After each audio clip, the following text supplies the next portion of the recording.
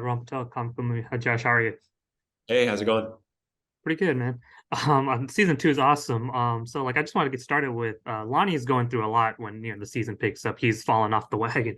So and he's holding a lot of anger. So like what was it from your vantage, but when you're getting into his headspace again for season two, what were your thoughts like him reuniting with the hunters, what this would do for him?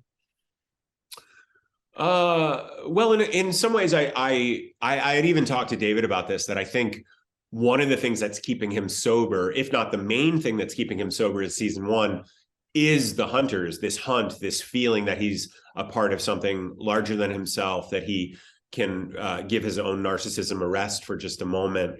And to battle any addiction, you have to dethrone yourself and commit yourself to something larger. And I think he finds that in this hunt. It gives his life a kind of meaning and purpose. And then the hunters, have this ill-fated trip to Europe that we don't see, but they get disbanded, and yeah, he falls off the wagon. He's pining for and in love with one of the hunters. So it was easy enough to track what rocked his world, but it was also fun to start the season at such a low point and watch him kind of come back to life. Yeah, absolutely. And then like I think instead of the hunter, sometimes it feels like that relationship he has with George, the friendship that they form, that kind of helps him get out of. So what was that sort of like playing with someone new that's not a part of like the initial cast? It was great. Tommy was awesome. He was so perfectly cast, and it's funny. Like one thing I love about Lonnie is he can't quite transcend his own stuff. Like he's gonna say what's on his mind. He's a narcissist. He is obsessed with fame and his own status in the world.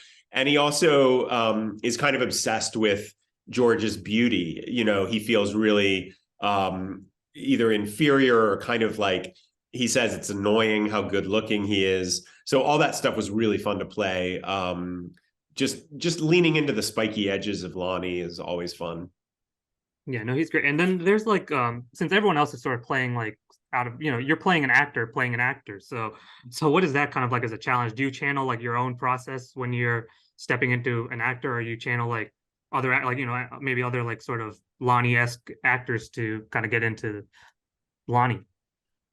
Well, I had an acting teacher who used to say it's a 50% meeting of you and the character. So I'm drawing on things that I understand and know and maybe relate to in Lonnie. And then there's a whole other world of stuff that is just him and his own strange, wild, stuff. So I don't I don't think I certainly didn't need to do much research into what's it like to be an actor, but I did do some research into the 1970s and the film scene. And I think he's an actor and a movie star at a very particular time in film history. So it's not like being a movie star now. It's like it was a different deal back then. So I think you kind of want to honor, the time and place that he was being an actor. But also playing an actor, like leaning into, I was telling someone earlier that I don't like photo shoots particularly. I just get self-conscious and feel silly standing there getting my photo taken.